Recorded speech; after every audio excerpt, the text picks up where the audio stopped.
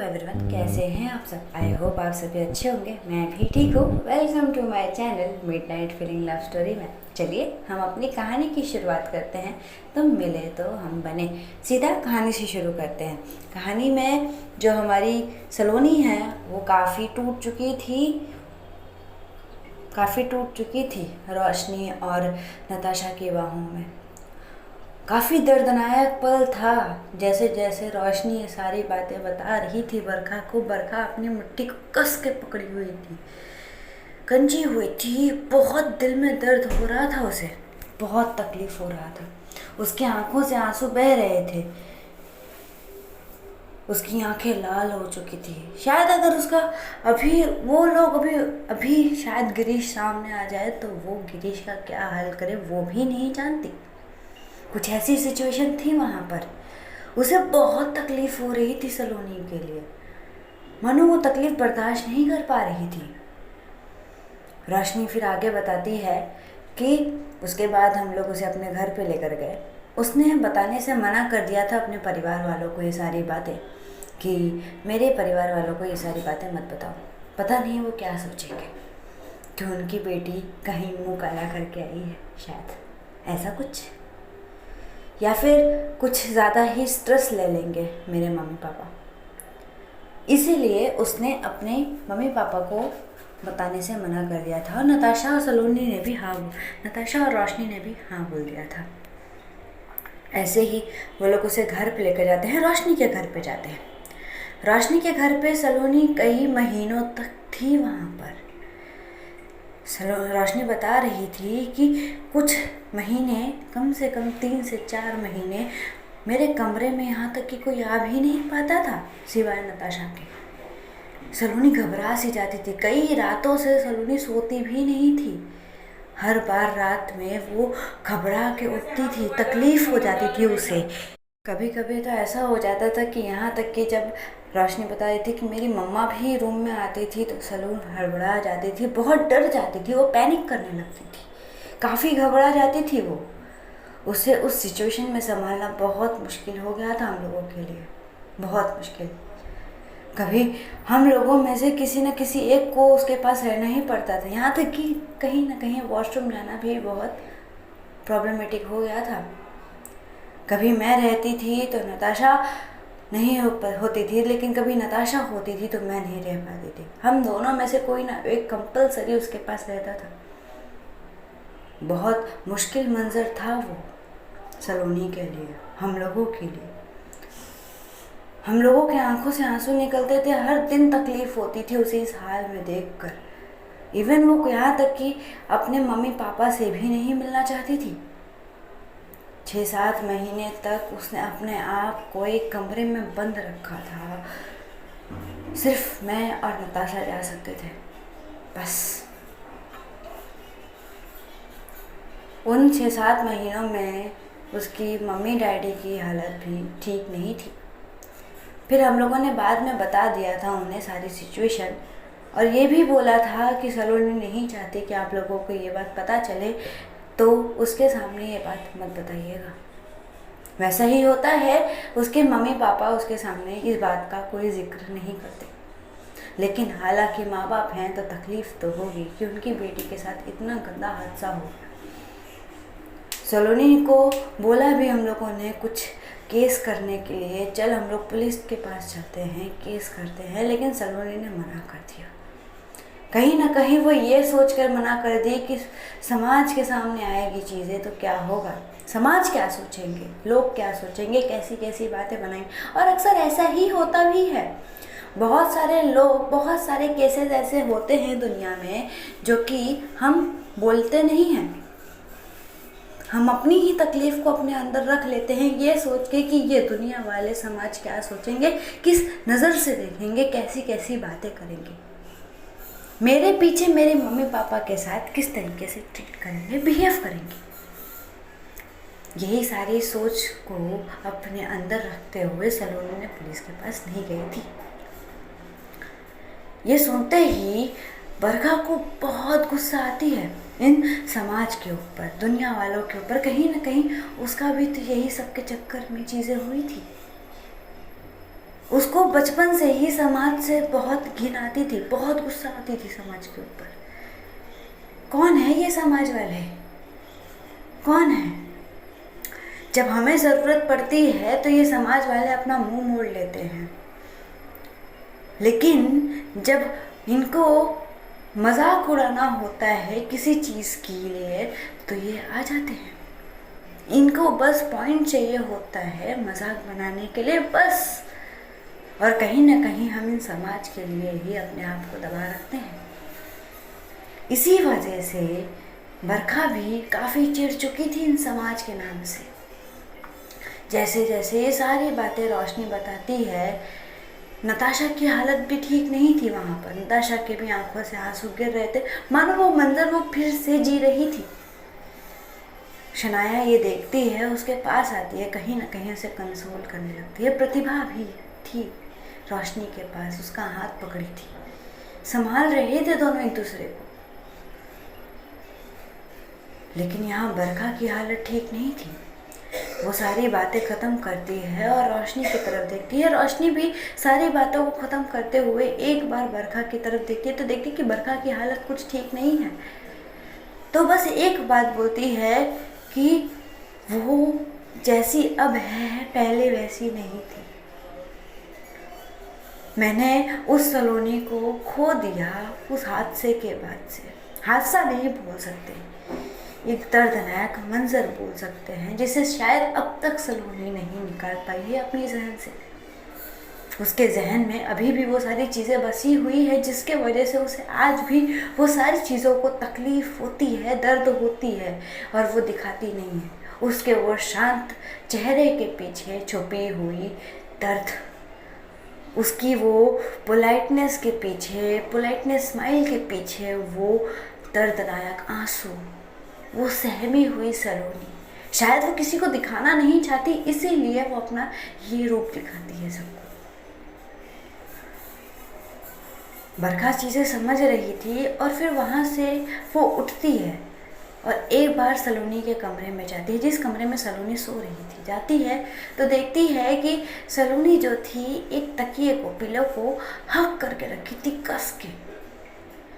हाँ, क्योंकि जब बरखा उठ के आ रही थी तो सलोनी से छोड़ नहीं रही थी, तो बरखा ने क्या किया था, उसके जगह पे एक तकिया यानी कि पिलो उसके हाथ में एडजस्ट कर दिया था।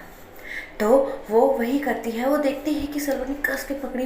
देख के लग रहा था कि सलोनी घबराई हुई है, उसके चेहरे पे वो दर्द बरखा देख रही थी और उसे पता नहीं क्या होता है, उसे रोना आ जाता है। वो रोती है, बहुत रोती है, फूट फूट के नहीं रोती, मानो उसकी आवाज़ उसी के गले में रुक चुकी हो। वो अपने आवाज़ को परमिशन नहीं दे रही थी कि तुम बाहर आओ। वो अपनी आवाज़ को यहाँ रोक के रखी थी, ये बोल रही थी शायद कि अगर तुम आए बाहर तो उसकी नींद टूट जाएगी। मैं नहीं चाहती। वैसा ही होता है। फिर उसके बाद तकरीबन 1 घंटे ऐसे ही बीत जाते। 1 घंटे बाद सलोनी के फ़ोन में कॉल आती है और कॉल आते ही देखती है कि सलोनी सो रही है। तो वो क्या करती है, जाती है, कॉल उठाती है, देखती है कि उसकी मम्मा का कॉल है। उसकी मम्मी का सामने से आवाज़, बेटा कहाँ हो तुम ठीक तो हो ना? तभी बरखा की आवाज़, हेलो आंटी जी नमस्ते, सलोनी मेरे साथ है। तो उसकी मम्मी बोल पड़ती कि अरे बेटा तुम, तो वो सोचती है आंटी मैं बरखा बोल रही हूँ, सलोनी मेरे साथ है। वो हम लोग कॉलेज की कुछ स्टडी थी तो हम लोग आए थे और एग्ज़ाम्स भी चालू होने वाले हैं तो हम लोग साथ में पढ़ाई कर रहे थे और वही हो रहा है। तो आपको तो पता है ना आंटी कि वो जब पढ़ाई करती है तो वो किसी से भी ज़्यादा बात नहीं करती। तो उसकी मम्मी बोलते हैं कि हाँ पता तो है, चलो कोई बात नहीं, ख्याल रखना बेटा। वो कब तक, उसको आने में आज लेट होगा क्या? तो सलोनी बोलती कि नहीं आंटी, एक काम करूँगी, कल मैं उसको आके खुद ही घर पे ड्रॉप कर दूँगी। तो उसकी मम बोलती कि बेटा पर इतनी रात कभी सलोनी बाहर रुकी नहीं। तो बरखा बोलती कि आंटी मुझ पे आपको मुझ पे भरोसा नहीं है क्या? तो उसकी मम्मी बोलती कि अरे बेटा भरोसे की बात नहीं है, मुझे तुम पे भरोसा है, बट वो रुकती नहीं है ना, तो बस यही सोच के मैंने बोला चलो कोई बात नहीं बेटा, ख्याल रखना उसका। और हाँ, उसका टाइम पे उसको मेडिसिन दे देना, उसको बोल देना खा लेने के लिए, खाना खाने के बाद। बरखा भी यही बोलती है। तभी सलोनी की मॉम पूछ पड़ती है, बेटा रोशनी नताशा भी हैं क्या वहाँ पर? तो बोलती कि हाँ जी आंटी, वो लोग भी हैं, वो लोग भी साथ में पढ़ाई ही कर रहे हैं। तभी उसकी मम्मी बोलती कि ठीक है बेटा, कोई बात नहीं। और इतना बोल के थोड़ी देर और बातें होती है और फिर उसके बाद वो कॉल कट हो जाती है। पीछे से रोशनी आती है। रोशनी आते ही बोलती है कि तुम ठीक हो? बरखा एक बार उसकी तरफ देखती है और दूसरे पल अपने चेहरे को फेरते हुए बोलती कि मैं ठीक हूँ।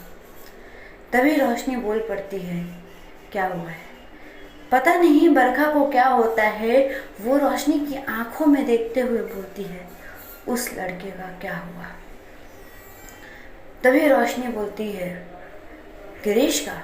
तो बोलती है हाँ। तभी रोशनी बोलती है कि उसे ज़्यादा कुछ नहीं, उसको बस थोड़ा बहुत चिल्लाया गया और फिर उसके बाद कॉलेज से रस्टिकेट कर दिया गया, सॉरी स्कूल से। चलो, तभी बरखा बोल पड़ती है, इतने बड़े जुल्म की इतनी सी सज़ा। तभी प्रतिभा बोल पड़ती है कि यही तो समाज है, यही तो समाज है। अगर ये हादसा अगर बाहर आता तो शायद सलोनी के ऊपर ही उंगली उठती, कहीं ना कहीं, क्योंकि सलोनी एक लड़की है, लड़का नहीं। और हाँ, बहुत पहले से ये चीज़ें चलती आ रही हैं कि अगर किसी लड़की के ऊपर गलत नीयत जाती है किसी लड़के की, तो उसमें लड़की की गलती है, ना कि लड़के की। अब लड़की चाहे साड़ी में रहे या वन पीस ड्रेस में, समाज ये नहीं देखेगा कि लड़के की नज़र गंदी है, समाज ये देखेगा कि लड़की गंदी है, लड़की ने गलत साड़ी पहनी होगी, लड़की ने ऐसे ड्रेस पहने हैं, तभी उस लड़के की नीयत पिसली। यही वे थी प्रतिभा ये बोलती हुई थोड़े से गुस्से में ही बोलती है। कहीं ना कहीं प्रतिभा को भी इस बात पे बहुत गुस्सा आता है और प्रतिभा के दिल में सलोनी के लिए इज्जत मानो बहुत बढ़ चुकी थी, क्योंकि जो लड़की अपने आप को 5 साल तक अपने अंदर वो दर्द समेट के रखी होगी, जिस दर्द में वो अब तक जी रही है, वो कितनी ताकतवर हो सकती है, यही सोचते हुए प्रतिभा के दिल में सलोनी के लिए मानो इज्जत बहुत बढ़ चुकी थी। प्रतिभा एक बार सलोनी की तरफ देखती है तो कहीं ना कहीं उसके भी आंखों से आंसू गिर जाते हैं। तभी रोशनी बोलती है कि क्या देख रही हो? तभी प्रतिभा बोल पड़ती है, शायद इससे ज़्यादा ताकतवर इंसान मैंने आज तक नहीं देखा होगा, जिसने अपने स्वाभिमान को तो नहीं बचा पाई, लेकिन अपने दर्द को समेट के अपने अंदर ही रखी थी। अपने शांत चेहरे के पीछे पता नहीं था इतना बड़ा दर्द छुपा के रखी है। सच में बहुत ताकतवर है, बहुत स्ट्रॉन्ग है। तभी बरखा बोलती हूँ, बहुत ज़्यादा। तभी वहाँ पे नताशा आती है, उसके भी आंखों में आंसू थे। शनाया उससे संभालते हुए आती है। तभी वहाँ पे नताशा के फ़ोन में कॉल आती है, तो नताशा कॉल पिक करते हुए बोलती कि हेलो, हाँ मम्मा। तो उसके सामने से आवाज़ आती है उसकी मम्मा की बच्ची, तुम रह कहाँ गई हो, इतना बता दो। तो बोलते मम्मा मैं तो सलोनी के साथ हूँ। तो बोलते अच्छा। और साथ में कहीं ना कहीं नताशा की मॉम के साथ रोशनी की मॉम भी थी। कुछ काम के लिए शायद नताशा की मॉम रोशनी की मॉम के साथ थी। तो रोशनी की मॉम बोल पड़ती है, अच्छा तुम दोनों वहाँ पर कर क्या रहे हो, और सलोनी है कहाँ पर? तभी बरखा बोल पड़ती है, आंटी नमस्ते जी, वो मेरे साथ है। तो रोशनी की मॉम जो थी वो बरखा को पहचानती नहीं थी, तो बोलती कि ये कौन है। तभी बरखा अपने आप को इंट्रोड्यूस करते हुए बोलती कि जी नमस्ते, मैं बरखा बोल रही हूँ, इन लोग मेरे घर पे आंटी, हम लोग पढ़ाई करने के लिए आए हैं ये लोग। तो उसकी मम्मी बोलती अच्छा बेटा, तुमको मैंने कभी देखा नहीं, ना जानती हूँ। तो बोलते जी आंटी, मैं थोड़ी सी न्यू हूँ कॉलेज में सॉरी। तो बोलते अच्छा। तो तभी रोशनी बोलती हाँ मम्मा, वो हम लोग साथ में स्टडी कर रहे हैं और आपको तो पता है ना, जब सलोनी पढ़ाई करने पे बैठ जाती है तो उसके में बोलती है हाँ हाँ पता है, थोड़ा सा सीखो सलोनी से बेटा, थोड़ा सीखो। तभी नताशा की मम्मी बोलती है ना ना भाभी, ये लोग सीख लेंगे तो इन लोगों की आदतें ना बिगड़ जाएंगी। मुझे तो इन तीनों में से सबसे ज़्यादा समझदार सलोनी लगती है। तभी रोशनी और नताशा बोलते ये क्या बात हुई मम्मा, हम लोग आपके ही बेटी हैं। तभी जो उन दोनों की मॉम हंसते हुए बोलती कि हाँ हाँ लेकिन हमारी बेटी सलोनी भी है। थोड़ी देर ऐसे ही थोड़ी सी मस्ती मजाक वाली बातें होती हैं और वो कॉल भी कट जाती है। यहाँ पे रोशनी और नताशा की मॉम को भी पता चल चुका था कि वो लोग आज नहीं आने वाले हैं। दूसरे दिन संडे था तो संडे वो लोग आ जाएंगे घर पे। ऐसा ही होता है। वो लोग जाते हैं, एक एक कमरा बरखा बता देती है वो लोगों को, वो लोग एक एक कमरे में रुक जाते हैं। लास्ट में थोड़ी सी कमरे की प्रॉब्लम होने के नाते जो रोशनी और प्रतिभा थी वो लोग साथ में रुके थे। शनाया और नताशा के तो आपस में बोल सकते हैं बिल्कुल नहीं जमती थी, मानो एक दूसरे को बर्दाश्त नहीं कर सकते थे। आंखों में ही एक दूसरे को गालियां देते थे वो लोग।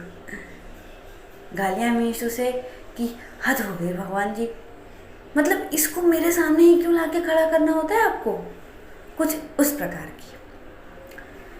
अब प्रतिभा और रोशनी एक ही कमरे में रुके हुए थे। सलोनी को अपना कमरा, सलोनी बरखा के साथ थी और शनाया और नताशा को अपने अपने कमरे में ही चाहिए था। इन दोनों को कमरा शेयर नहीं करना था, तो ऐसा ही होता है। रोशनी काफ़ी समझदार थी, बोल सकते हैं। रोशनी प्रतिभा के साथ रुकी हुई थी। दूसरी ओर जो बरखा थी वो किसी से सबके जाने के बाद कॉल पे बात कर रही थी। तकरीबन 2 घंटे बात होती है उसकी कॉल पर। क्या बात होती है ये तो हम आगे ही जानेंगे। तकरीबन 2 घंटे बात करने के बाद वो अपने फ़ोन को साइड में रखती है, जाती है थोड़ा सा फ्रेश हो जाती, क्योंकि उसे बहुत अजीब सा महसूस हो रहा था। वो जाती है शावर के नीचे खड़ी होके वही सारी चीज़ों को सोच रही थी जो जो रोशनी ने बताई थी। आधे घंटे तक वो शावर के नीचे खड़ी थी। आधे घंटे बाद वो शावर लेकर बाहर आती तो देखती अभी भी सलोनी सो रही है, उसी पोजीशन में, वैसे ही तकिए को हक करके। उसे देख के थोड़ी सी दर्द होती है और वो वहाँ से जाके बालकनी में चली जाती है। एक तक बाहर देख रही थी, तभी पीछे से प्रतिभा आती है और प्रतिभा आके ही उसके शोल्डर पे हाथ रखते हुए देखी क्या हुआ, क्या सोच रही है। तो बोलती है यार मैंने कभी सोचा नहीं था कि इतना दर्द छुपा के रखी होगी ये, सच में ये बहुत स्ट्रॉन्ग है। तभी प्रतिभा हंसते हुए बोलती है कि है तो मानना पड़ेगा, वैसे तेरी बंदी स्ट्रॉन्ग तो है। तभी बरखा थोड़ी सी आंखों को बड़े करते हुए देखती तेरी बंदी मतलब, तो बोलती अरे यार अब जो है वो हमें भी पता है। तभी बरखा बोलती है कि ऐसा कुछ नहीं है, समझी, आई डोंट डू एनीथिंग, मैं उससे प्यार नहीं करती। तभी बरखा बोलती, तभी प्रतिभा बोल पड़ती अच्छा ठीक है। वो बातों को ज़्यादा आगे बढ़ाती नहीं है और फिर उसके बाद बरखा कुछ देर, मानो 1 घंटे प्रतिभा से कुछ बात करती है। अब क्या बात करती है ये बरखा और प्रतिभा ही जाने। ऐसे करते करते वो दिन भी बीत जाते हैं। रात होती है, रात होते ही वो लोग कुछ खाते हैं। सलोनी भी उठ चुकी थी। सलोनी को सर में बहुत दर्द था, बहुत दर्द। उसकी बॉडी तो ठीक थी लेकिन दर्द बहुत था सर में उसे, तो बहुत मुश्किल से वो थोड़ा बहुत खाती है और वो जाके सो जाती है। सोते वक्त होता क्या है, जो बरखा थी वो तकिया लेकर पिलो लेकर वो काउच पे जाने लगती है। तभी सलोनी बोलती है कि इधर आके चुपचाप मेरे बाजू में सो जाओ। अब बरखा उसके साथ कुछ भी नहीं बोल सकती, वो आती है और दूसरी तरफ फेस करते हुए वो सो जाती है। सलोनी क्या करती है, उसे पीछे से हक करके वो भी सो जाती है। रात के तकरीबन 2 बजे सलोनी अभी तक सोई नहीं थी, बरखा अभी तक सोई नहीं थी। वो मुड़ती है, बड़ी ही सावधानी के साथ मुड़ती है, एक टक चेहरे को देख रही थी सलोनी के। हाय जो मासूमियत थी ना सलोनी के चेहरे पे, उसकी वो सुर्खियों वाले होठ, उसकी वो आँखें, उसकी वो हल्की सी स्माइल वाला चेहरा। अब सलोनी सो रही थी कि नहीं सो रही थी ये तो सलोनी ही जाने। बरखा क्या करती है, अपने हाथों को हल्की से उठाती है, क्योंकि उसके फोरहेड पे कुछ बाल छेड़खानी कर रहे थे, कुछ बोल सकते हो। तो वैसा ही होता है, वो क्या करती है, हल्का सा अपने हाथों को उठाते हुए उसके चेहरे को टच नहीं करती है, वो हल्का सा उसके बालों को उसके कानों के पीछे गूंज देती है। जैसे ही गूंजती है, पता नहीं उसे क्या होता है, वो थोड़ी सी ऊपर आते हुए उसे फोरहेड पे हल्की सी किस करके पीछे हो जाती है। जैसे ही सलोनी ये महसूस करती है, उसके चेहरे पे एक और अच्छी सी स्माइल आ जाती है, और वो क्या करती है, बरखा को और कस के गले लगा लेती है। इस बार बरखा भी उसे गले लगा लेती है। दूसरे पल जो हमारी प्रतिभा और रोशनी जी थी, उनके बीच में थोड़ी सी अनबन हो जाती है, क्योंकि होता क्या है, जो प्रतिभा थी उसको राइट साइड में सोने में कंफर्टेबल होता है, बेड के राइट साइड पे, और कहीं ना कहीं रोशनी को भी, दोनों को बेड पे ही सोना था, और सोना तो था लेकिन दोनों का राइट साइड पे ही सोना था। इसी बात पे थोड़ी सी दोनों की नोकझोंक हो जाती है, छोटे बच्चों की तरह दोनों थोड़ा बहुत लड़ पड़ते हैं। रोशनी बोलती है कि यार हद हो गई, मुझे यहीं पे सोने का है। तो प्रतिभा बोलती अच्छा, लेकिन मुझे भी यहीं पे सोने का है। तो रोशनी बोलती कि एक काम करो, मैं जा रही हूँ काउच पे सोने। तो बोलते ठीक है जाओ। तो बोलती मैं क्यों जाऊँ काउच पे सोने, अब तुम जाके सो। तो बोलती नहीं मैं क्यों जाऊँ, तुम जाके सो। और ऐसे ही बीच में थोड़ी बहुत नोकझोंक करते हैं। नोकझोंक करते करते जो बरखा है, सॉरी जो प्रतिभा है, वो बोलती ओके फाइन, मैं जा रही हूँ, ठीक है तुम यहाँ पे सो, मैं जाती हूँ काउच पे। तभी जो रोशनी बोलती है ओ तुम जाके काउच पे सोगी, मुझे ऐसी थोड़ी सी अजीब फील होएगी कि तुम मुझे ऐसा प्रिंसेस ट्रीटमेंट मत दो। तो बोलते what do you mean by princess treatment. तो बोलते अरे मीन्स तो मतलब कि प्रिंसेस ट्रीटमेंट नहीं, मतलब तुम ऐसे जाके सो, मुझे थोड़ा सा ऐसा फील आएगा ना कि मैं मेहमान हूँ, तो मैं ना बहुत अच्छी किस्म की इंसान हूँ, तो मैं ना अपने आप को सुकून देने के लिए किसी और को तकलीफ़ नहीं देती, तो तुम चाहो तो लेफ़्ट साइड में सो सकती हो। तो जो प्रतिभा थी वो दूसरी तरफ मुड़ते हुए थोड़ी सी स्माइल के साथ वहाँ से वॉशरूम में चली जाती है फ्रेश होने के लिए, और वैसे ही होता है, सो जाते हैं। यहाँ पे शनाया और नताशा भी सो चुके थे। वैसे ही वो रात बीतती है। सुबह के कुछ 5:30 बजे रहे थे। सलोनी की नींद खुलती है। नींद खुलते ही वो देखती है, हाय बरखा के चेहरे पे जो मासूमियत थी ना सोते हुए, वो एक टक उस मासूमियत को देख रही थी, बरखा के चेहरे को देख रही थी। बड़ी प्यार आ रही थी सलोनी को उसके चेहरे को देखते हुए। हाँ बोल सकते हैं बरखा थी भी बहुत खूबसूरत। बरखा के चेहरे को अगर एक बार कोई देखे थोड़ी गौर से, तो अपनी नज़रों को नहीं हटा सकता या हटा सकती, जो भी वैसी ही थी चीज़ें।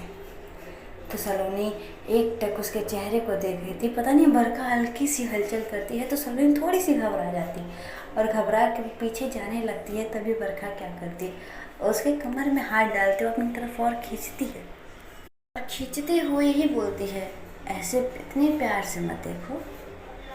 तभी सलोनी के चेहरे पे एक बड़ी प्यारी सी स्माइल आ जाती है। स्माइल करते बोलती अच्छा तो तुम जाग रही हो। तो बोलती ना जी ना, हम नहीं जाग रहे थे। वो क्या है ना कि कोई इतने प्यार से देख रही थी ना मुझे कि आंखें थोड़ी सी खुल चुकी थी, एहसास हो गया था। तो सलोनी बोलते अच्छा तो तुम नींद में भी इतनी प्यारी प्यारी बातें करती हो। तो बरखा बोलते व्हाट डू यू मीन, अपनी आंखों को हल्की सी खोलते हुए बोलते व्हाट डू यू मीन। उसकी आंखों में सलोनी देख पा रही थी अभी भी नींद भरी हुई है बहुत ज़्यादा, और नींद के मारे उसकी आंखें काफ़ी नशीली हो चुकी थी। सलोनी पता नहीं क्या होता है, सलोनी उसकी आंखों को देखती है, धीरे धीरे उसके होठों पे आती है। वही उसके होठ गुलाबी से, उसके होठ इतने शायद मुलायम थे ना कि उसको हल्का सा भी कोई टच करे ना तो वहाँ पे खून उतर आए। कुछ ऐसी चीज़ें थी, गुलाबी सी होठ थी उसकी सुर्खियों वाले। पंखुड़ी जैसे सॉफ्ट से। उसे पता नहीं क्या होता है, वो थोड़ी सी आगे आती है और बरखा के होठों में अपने होठ रख देती है। बस रखती है, कुछ करती नहीं है। बरखा जैसे ही अपने होठों पे एक वार्म होठ को महसूस करती है, वो क्या करती है, सलोनी को और कस के अपनी तरफ और करीब कर लेती है, मानो वो कह रही थी कि ये दूरी भी मत करो और नज़दीक आ जाओ ना। और ऐसा ही होता भी है। थोड़ी देर तक दोनों बस एक दूसरे के होठों में अपने होठ रखे थे, कुछ कर नहीं रहे थे। दोनों की आंखें बंद थी, मानो दोनों महसूस कर रहे थे एक दूसरे को।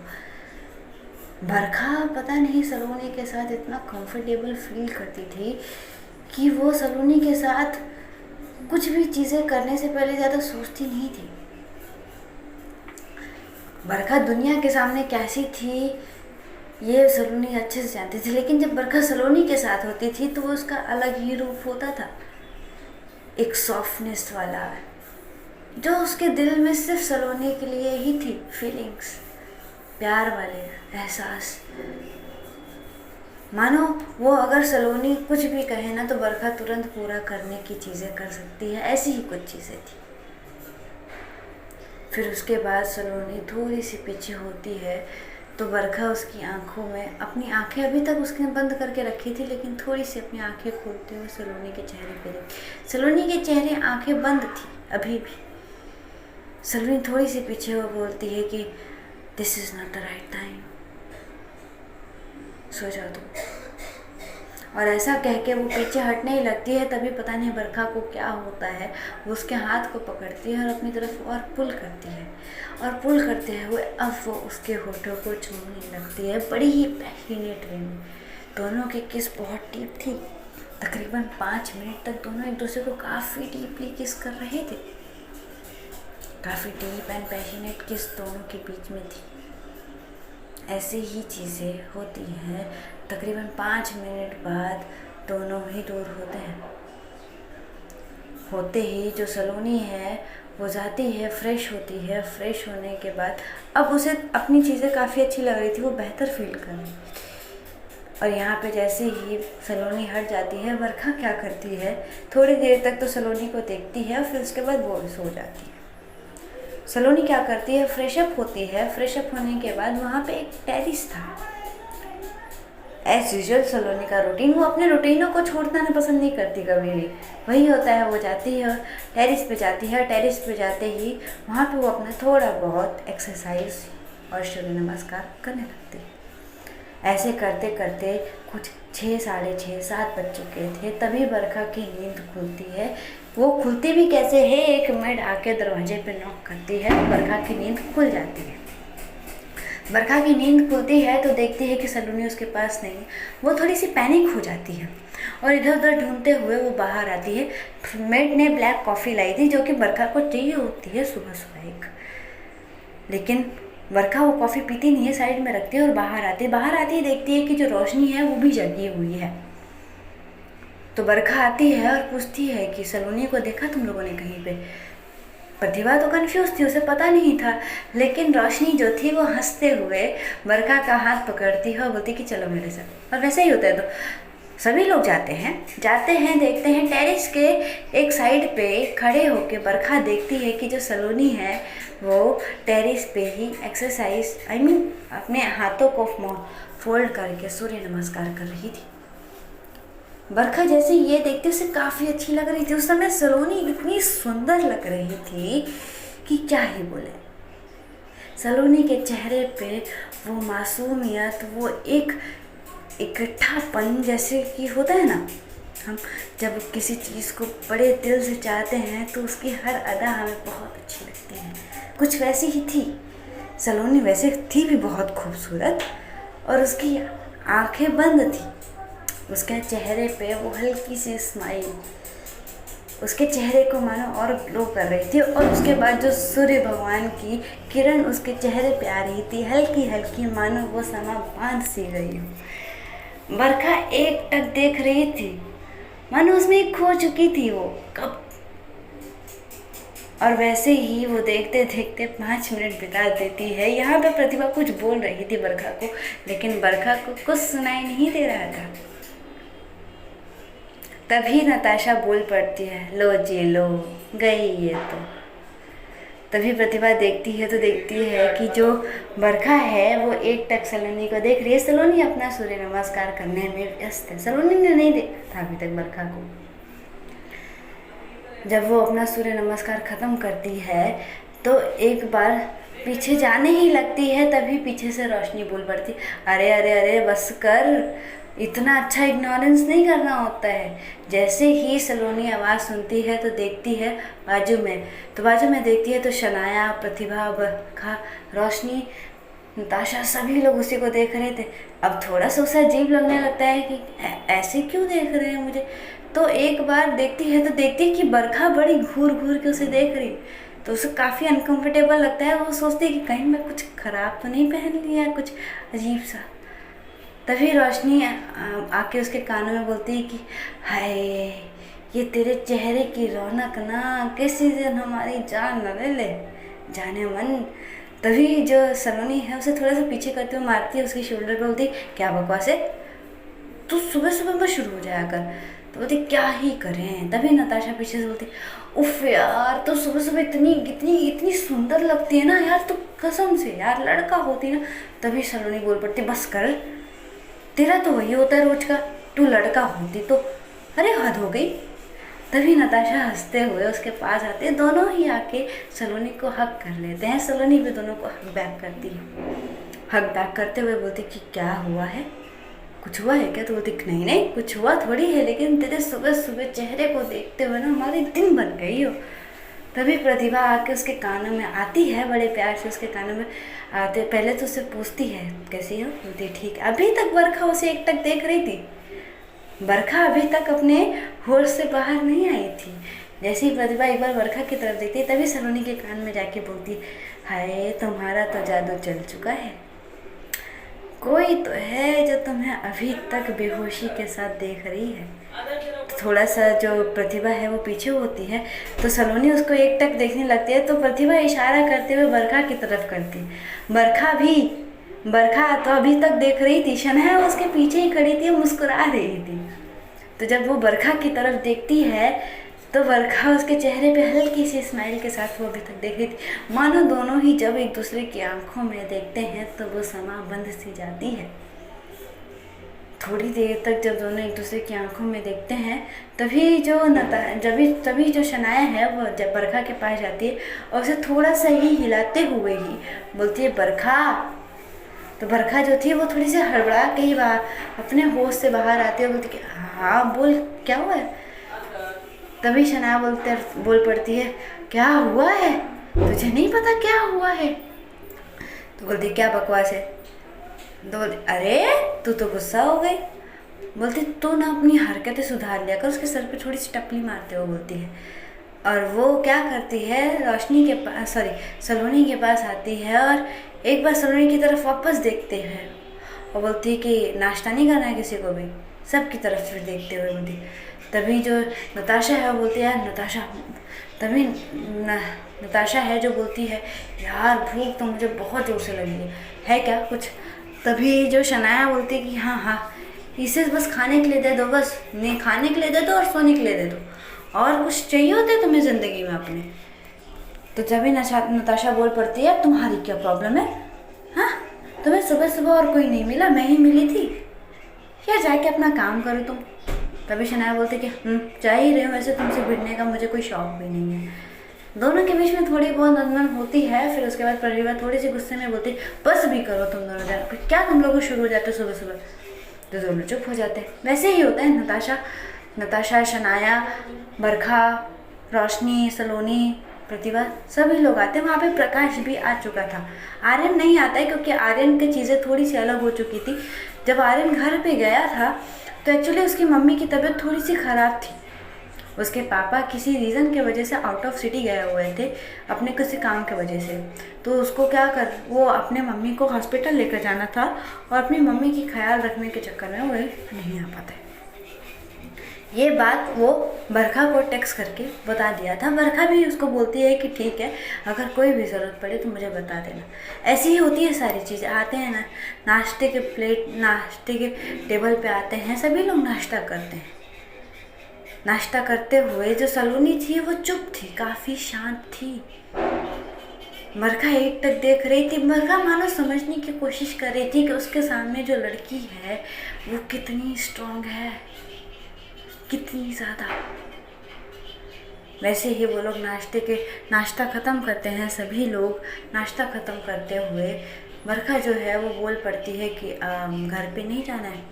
तो वैसे ही होता है, ये लोग सभी लोग को घर पे छोड़ते हैं। अब हम लोग नेक्स्ट पार्ट में जानेंगे कि आगे क्या होता है। बरखा ने किससे 2 घंटे तक बात की थी और आखिर क्या बात हुई थी प्रतिभा और बरखा के बीच में। क्या करने वाली है बरखा, सलोनी जो है वो क्या सोच रही है, चलिए जानेंगे नेक्स्ट पार्ट में। तब तक के लिए अपना और अपने परिवार का ख्याल रखिए। Tata, good night, love you always. चलिए बाय बाय।